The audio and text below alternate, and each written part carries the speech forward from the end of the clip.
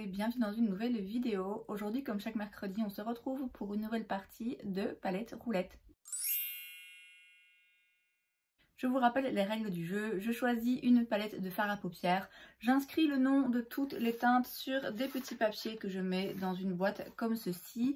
Je vais en tirer au hasard environ 5 et les teintes que je tire au sort, eh bien je dois les utiliser pour arriver à créer un look qui soit un minimum joli et cohérent. Et aujourd'hui, j'ai décidé de vivre dangereusement puisque j'ai choisi de prendre la palette Circle Loco de chez Natasha Denona qui ressemble à ceci à l'intérieur. Donc comment vous dire que ça va partir dans tous les sens, très clairement. Jusqu'à présent, bon, j'ai utilisé parfois des palettes assez colorées, mais il y avait quand même toujours quelques neutres dedans pour éventuellement me sauver la peau, même si parfois, voilà, ça reste un jeu de hasard. Donc je peux très bien, même dans une palette où il y a du neutre, ne tirer aucune teinte neutre. Là, quoi qu'il arrive, il n'y en aura pas. Ça va être hyper coloré. Je vais commencer par tirer 4 teintes. On verra par la suite parce que 5, bon, j'ai peur que ça parte vraiment dans tous les sens. Donc on va déjà partir sur 4. En fonction des 4, on verra si on en rajoute une ou pas. Et donc, on mélange tous les petits papiers. On en tire un premier. Et il s'agit de la teinte Razzle Dazzle, qui est cette teinte métallisée, un petit peu magenta, comme ça, très jolie teinte. Ensuite, on tire un deuxième papier. C'est la teinte Electric et c'est une autre teinte métallique, mais c'est le bleu juste là. Donc voilà, clairement, on part sur de la couleur en même temps avec cette palette. C'est difficile hein, de ne pas faire colorer. Je vais tirer une troisième teinte. C'est la teinte Spiral et c'est donc, ah ben voilà, de nouveau un métallique, cette fois-ci orangé. Un petit mat, franchement, ça ferait pas de mal, sauf si c'est un mat qui n'a rien à voir. Bon, allez, on tente un quatrième papier. C'est la teinte Fantamim et donc c'est, ok, c'est un mat, mais c'est ce mat. Ok, écoutez, d'accord. Bon bah écoutez, je vais tenter le tout pour le tout et je vais tirer un cinquième papier. Ça peut faire pire que mieux, mais on sait jamais. C'est la teinte Flip et c'est de nouveau un métallique et c'est ce métallique. Donc voilà, ça nous donne donc ces 3 teintes ainsi que l'orangé et le magenta. Ok, écoutez, on va voir ce qu'on peut faire. Bon, je vais déjà commencer avec la teinte Fantamim ici, parce que bah, c'est le seul mat. Donc, bon, il faut bien que j'ai une base pour mon look très pailleté, très coloré. Donc, j'utilise un pinceau de chez MAC, c'est le 224S. J'en mets sur le pinceau, mais je tape un petit peu quand même l'excédent. Et bah, je vais commencer à l'appliquer dans le creux de paupière et au-dessus du creux de paupière. Je vais y aller vraiment doucement et par étapes. Hein.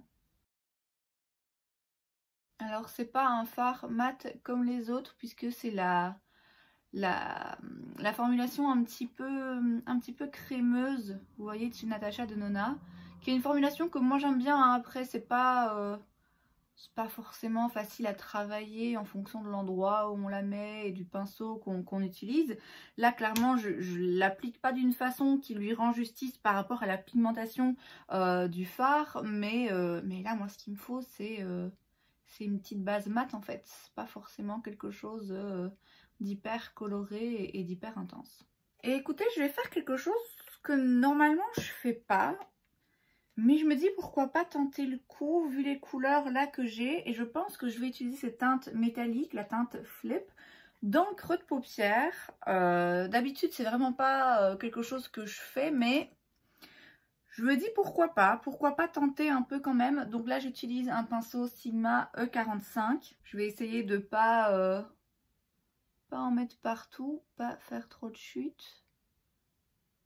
C'est le genre de fard en principe que je vais plutôt poser à plat, au doigt et pas avec un pinceau estompeur, même si ici c'est un petit pinceau estompeur. Bah, écoutez, ça va, c'est pas si mal. Alors c'est pas un fard mat, hein, donc clairement ça va pas s'estomper de la même façon. Ça donne un côté ouais, légèrement satiné, pailleté, mais ça va encore, c'est pas C'est pas trop intense comme il est vraiment bien estompé. Bon, c'est clairement pas le genre de fard normalement qu'on utilise pour faire ça, mais vu les teintes que j'ai tirées là, voilà, on va faire une petite exception à la règle. Je prends mon pinceau MAC, il n'y a quasiment plus rien dessus, juste pour continuer à estomper un peu les teintes entre elles. Comme ça m'a apporté un petit peu plus de une base mate, pas mate mais bon, une transition on va dire un petit peu plus colorée, un petit peu plus présente. Je vais maintenant utiliser la teinte Electric qui est donc ce bleu très intense, très joli. Bon vous savez moi les bleus de base c'est pas ma couleur préférée mais il est quand même très beau. Et donc là j'y vais au doigt sur la deuxième moitié ici de la paupière mobile. Je prends un petit pinceau comme ceci de chez Sephora et donc je reste dans la même teinte Electric. C'est pas le fard qui se prélève le plus facilement, ni au pinceau ni au doigt d'ailleurs.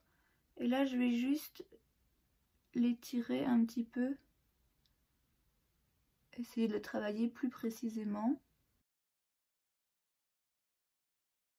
Je vais prendre maintenant la teinte Razzle Dazzle qui est donc le magenta framboise. De nouveau je le prélève au doigt et je vais venir le mettre sur la deuxième moitié. Je laisse un petit espace quand même vers le coin interne et puis je superpose les deux teintes pour qu'elles se mélangent bien.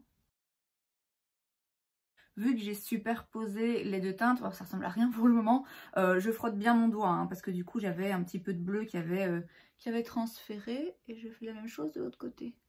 Je reprends le petit pinceau Sephora, je le frotte bien et je fais plus ou moins la même chose. Donc je reprends la teinte Razzle Dazzle avec le petit pinceau et je vais venir ici bien détailler et faire se rejoindre un peu mieux les deux teintes. Et vous l'aurez compris, maintenant je vais prendre la teinte Spiral qui est donc l'orange lumineux mais pas... Il est un peu moins métallisé, un petit peu moins mais lumineux que les autres. Et je vais le prendre de nouveau au doigt mais cette fois-ci avec le petit doigt pour être un petit peu plus précise. Et je vais venir vers le coin interne, enfin le premier tiers ici, parce que je vais pas aller, je vais pas descendre, hein, je vais pas faire vraiment le coin interne, c'est plutôt oui, le tout début de la paupière mobile. Et pareil, une fois que j'ai déposé l'orange, je l'étire un petit peu sur le magenta pour que les deux teintes se mélangent. Bon, vu la façon dont j'ai travaillé ces fards métalliques, j'ai évidemment plein de chutes. Bon, ça va encore, hein, ça reste gérable, mais ouais, clairement, si vous voulez travailler des fards métalliques comme ça, vaut mieux faire le teint après. Je vais reprendre le pinceau MAC du début ainsi que la teinte claire ici, mat du début. Je vais juste retravailler un petit peu pour que le bleu là ressorte un peu mieux, qui est une démarcation moins nette. Je prends un pinceau MAC 219S et je vais juste retravailler un petit peu ici vers l'intérieur. Et en fait, au plus je vais me rapprocher du coin interne, au plus je vais essayer d'estomper la couleur pour pas que l'orange soit aussi vif et aussi orange en fait. Je viens bien mélanger à la jonction entre les deux teintes. Puis je continue ici. Je vais aller mettre du crayon et du mascara, je reviens juste après. Et voilà donc le résultat après donc du crayon noir en muqueuse supérieure. J'en ai fait aussi un tout petit trait ici sur l'extérieur de l'œil. Je l'ai un tout petit peu étiré du mascara et voilà. Alors je suis pas particulièrement fan parce que c'est très coloré et qu'il n'y a pas vraiment de différence d'intensité et de profondeur dans les couleurs. Donc c'est surtout pour les trois fards métalliques là que j'ai mélangés. Il n'y en a pas vraiment un qui est plus clair que l'autre. C'est juste des couleurs tellement différentes, tellement opposées que du coup... voilà, moi j'aime bien quand c'est un petit peu plus clair vers le milieu, sinon je trouve que ça durcit un peu le regard, enfin sur moi en tout cas. Donc voilà, c'est vrai que c'est pas forcément mon look préféré. Après, bon ma foi, les couleurs sont quand même bien mélangées, ça fait quelque chose qui reste un minimum cohérent tout en restant très très coloré. Ça part pas non plus dans tous les sens quoi, c'est pas des couleurs qui se mélangent absolument pas et qui peuvent pas se travailler ensemble. Mais bon, c'est vrai que c'est beaucoup plus coloré que ce dont j'ai l'habitude, sans oublier que en plus, ben voilà, j'ai même pas une base mat qui est neutre. J'ai même pas un fard noir pour pouvoir aller vraiment intensifier le coin externe.